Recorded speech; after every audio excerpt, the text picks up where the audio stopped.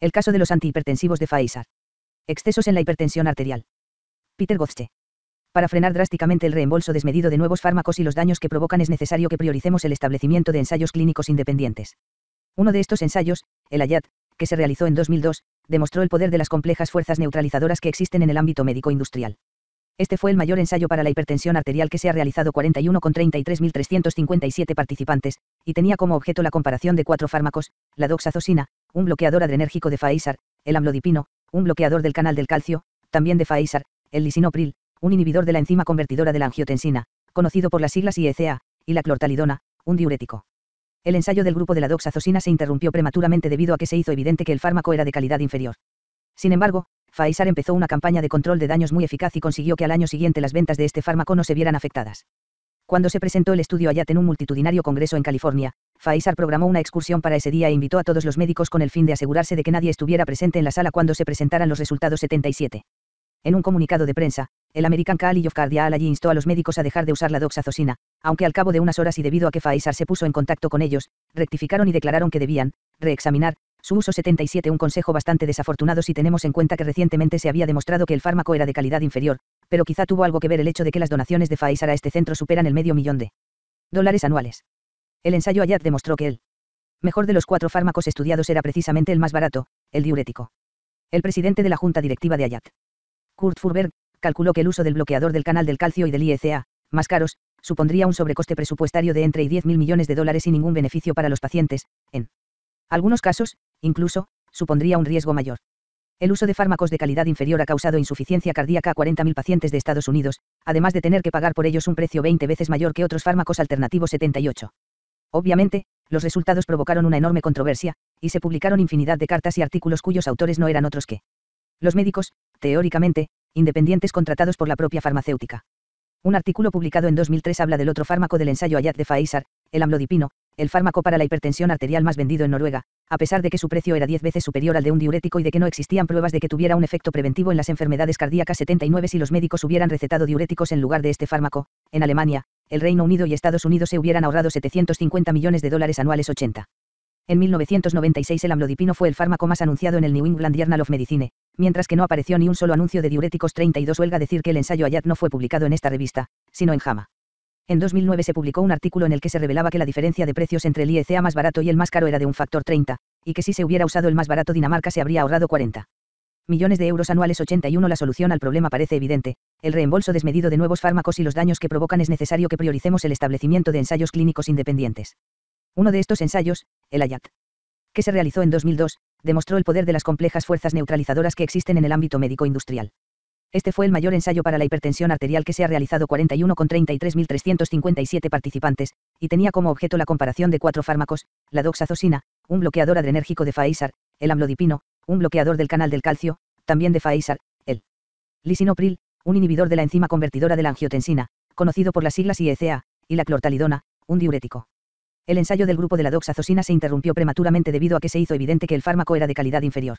Sin embargo, Pfizer empezó una campaña de control de daños muy eficaz y consiguió que al año siguiente las ventas de este fármaco no se vieran afectadas. Cuando se presentó el estudio AYAT en un multitudinario congreso en California, Pfizer programó una excursión para ese día e invitó a todos los médicos con el fin de asegurarse de que nadie estuviera presente en la sala cuando se presentaran los resultados 77.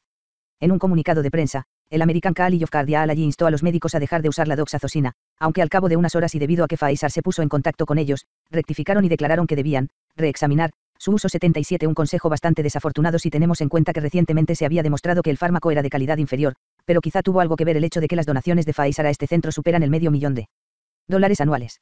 El ensayo AYAT demostró que el mejor de los 4 fármacos estudiados era precisamente el más barato, el diurético. El presidente de la junta directiva de AYAT, Kurt Furberg, calculó que el uso del bloqueador del canal del calcio y del IECA, más caros, supondría un sobrecoste presupuestario de entre $10.000 millones y ningún beneficio para los pacientes. En algunos casos, incluso, supondría un riesgo mayor. El uso de fármacos de calidad inferior ha causado insuficiencia cardíaca a 40.000 pacientes de Estados Unidos, además de tener que pagar por ellos un precio 20 veces mayor que otros fármacos alternativos 78. Obviamente, los resultados provocaron una enorme controversia, y se publicaron infinidad de cartas y artículos cuyos autores no eran otros que los médicos, teóricamente, independientes contratados por la propia farmacéutica. Un artículo publicado en 2003 habla del otro fármaco del ensayo AYAT de Pfizer, el amlodipino, el fármaco para la hipertensión arterial más vendido en Noruega, a pesar de que su precio era 10 veces superior al de un diurético y de que no existían pruebas de que tuviera un efecto preventivo en las enfermedades cardíacas. 79 Si los médicos hubieran recetado diuréticos en lugar de este fármaco, en Alemania, el Reino Unido y Estados Unidos se hubieran ahorrado 750 millones de dólares anuales. 80. En 1996 el amlodipino fue el fármaco más anunciado en el New England Journal of Medicine, mientras que no apareció ni un solo anuncio de diuréticos. 32 Huelga decir que el ensayo Ayat no fue publicado en esta revista, sino en JAMA. En 2009 se publicó un artículo en el que se revelaba que la diferencia de precios entre el IECA más barato y el más caro era de un factor 30, y que si se hubiera usado el más barato Dinamarca se habría ahorrado 40 millones de euros anuales. 81 La solución al problema parece evidente, ¿verdad? Pues no es así. El presidente de la Sociedad Danesa para la Hipertensión Arterial, Hans Ibsen, declaró que debía tenerse mucho cuidado a la hora de cambiar los fármacos a los pacientes con la presión arterial controlada, a pesar de que otro especialista en hipertensión arterial, Aivia Vildgar Jacobsen, dijo que había cambiado los fármacos a sus pacientes sin ningún tipo de problema. ¿Adivinan a cuál de los dos médicos pagaba la industria farmacéutica? Esta respuesta sí que resulta evidente. Un año más tarde tuvimos la oportunidad de hablar con Ibsen de este tema. En un principio apoyó el uso de losartán, el primer antagonista del receptor de la angiotensina 2, de la farmacéutica Merck, una de las empresas benefactoras de Ibsen. 82 En cuanto salieron otros fármacos similares, Ibsen los recomendaba en lugar del losartán, a pesar de que fueran entre 10 y 20 veces más caros, argumentando que si no se recetaban los fármacos caros, se acabaría la investigación sobre hipertensión arterial en Dinamarca. La directora médica de Novartis, otra de las farmacéuticas que pagaban a Ibsen, también creía esto, y declaró que si Novartis realizaba investigaciones para introducir sus productos en el mercado era porque querían que se usaran, y que si las ventas no eran buenas el futuro de la investigación danesa sería incierto. En esta ocasión Novartis, que producía uno de los nuevos antagonistas del receptor de la angiotensina 2 más caros del mercado, fue bastante directa y no ocultó el hecho de que sus investigaciones eran puro marketing. Hablando de estas sorprendentes revelaciones con un amigo que también es miembro de Doctors Without Sponsors, me comentó que cuando el objeto de la investigación no era otro que el de convencer a los médicos que tenían que usar fármacos demasiado caros, más valía que se realizara en cualquier otra parte. 82 Y es que podríamos habernos ahorrado 67 millones de euros anuales si los médicos usaran losartán. 83 Una cantidad escandalosamente alta para un país tan pequeño como Dinamarca. Me pareció que valía la pena contar esta anécdota porque es la única que me viene a la cabeza cuando busco casos en que alguien haya sido tan claro acerca de sus sospechosas intenciones. En cierta ocasión Ibsen me atacó en nuestra revista médica diciendo que yo debería tener un enfoque más positivo en lo que se refiere a la industria farmacéutica, y que sería bueno que reconociera el valioso trabajo que realizan los investigadores honestos en colaboración con las empresas farmacéuticas honestas. Le respondí con una pregunta: ¿a qué se refería exactamente con empresas farmacéuticas honestas? Le recordé también que él había colaborado con Merck, Pfizer, AstraZeneca y Novartis, todas ellas sancionadas con multas millonarias, debido a las fechorías llevadas a cabo por Pfizer y Merck y que acabaron con las vidas de decenas de miles de personas. 84 Puesto que estos pacientes murieron por complicaciones cardiovasculares, algo que los expertos en hipertensión arterial tratan de evitar, cabía esperar que el propio Ibsen se hubiera negado a colaborar con dichas farmacéuticas para siempre, en vez de calificarlas de empresas honestas. Los médicos tienen una capacidad de negación fascinante, algo que no abunda en los cónyuges y en los familiares de los que han fallecido por tomar un fármaco que no necesitaban, ¿verdad? Pues no es así. El presidente de la Sociedad Danesa para la Hipertensión Arterial, Hans Ibsen, declaró que debía tenerse mucho cuidado a la hora de cambiar los fármacos a los pacientes con la presión arterial controlada, a pesar de que otro especialista en hipertensión arterial, Aivia Vildgar Jacobsen, dijo que había cambiado los fármacos a sus pacientes sin ningún tipo de problema. ¿Adivinan a cuál de los dos médicos pagaba la industria farmacéutica? Esta respuesta sí que resulta evidente. Un año más tarde tuvimos la oportunidad de hablar con Ibsen de este tema. En un principio apoyó el uso de losartán, el primer antagonista del receptor de la angiotensina 2, de la farmacéutica Merck, una de las empresas benefactoras de Ibsen. 82 En cuanto salieron otros fármacos similares, Ibsen los recomendaba en lugar del losartán, a pesar de que fueran entre 10 y 20 veces más caros, argumentando que si no se recetaban los fármacos caros, se acabaría la investigación sobre hipertensión arterial en Dinamarca.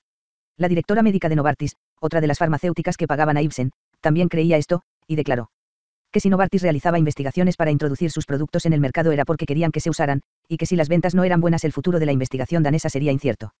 En esta ocasión Novartis, que producía uno de los nuevos antagonistas del receptor de la angiotensina 2 más caros del mercado, fue bastante directa y no ocultó el hecho de que sus investigaciones eran puro marketing.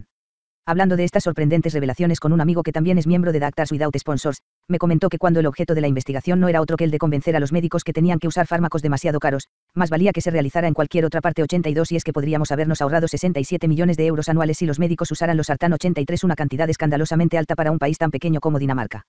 Me pareció que valía la pena contar esta anécdota porque es la única que me viene a la cabeza cuando busco casos en que alguien haya sido tan claro acerca de sus sospechosas intenciones. En cierta ocasión Ibsen me atacó en nuestra revista médica diciendo que yo debería tener un enfoque más positivo en lo que se refiere a la industria farmacéutica, y que sería bueno que reconociera el valioso trabajo que realizan los investigadores honestos en colaboración con las empresas farmacéuticas honestas. Le respondí con una pregunta: ¿a qué se refería exactamente con empresas farmacéuticas honestas? Le recordé también que él había colaborado con Merck, Pfizer, AstraZeneca y Novartis, todas ellas sancionadas con multas millonarias, debido a las fechorías llevadas a cabo por Pfizer y Merck y que acabaron con las vidas de decenas de miles de personas. 84 puesto que estos pacientes murieron por complicaciones cardiovasculares, algo que los expertos en hipertensión arterial tratan de evitar. Cabía esperar que el propio Ipsen se hubiera negado a colaborar con dichas farmacéuticas para siempre, en vez de calificarlas de empresas honestas. Los médicos tienen una capacidad de negación fascinante, algo que no abunda en los cónyuges y en los familiares de los que han fallecido por tomar un fármaco que no necesitaban.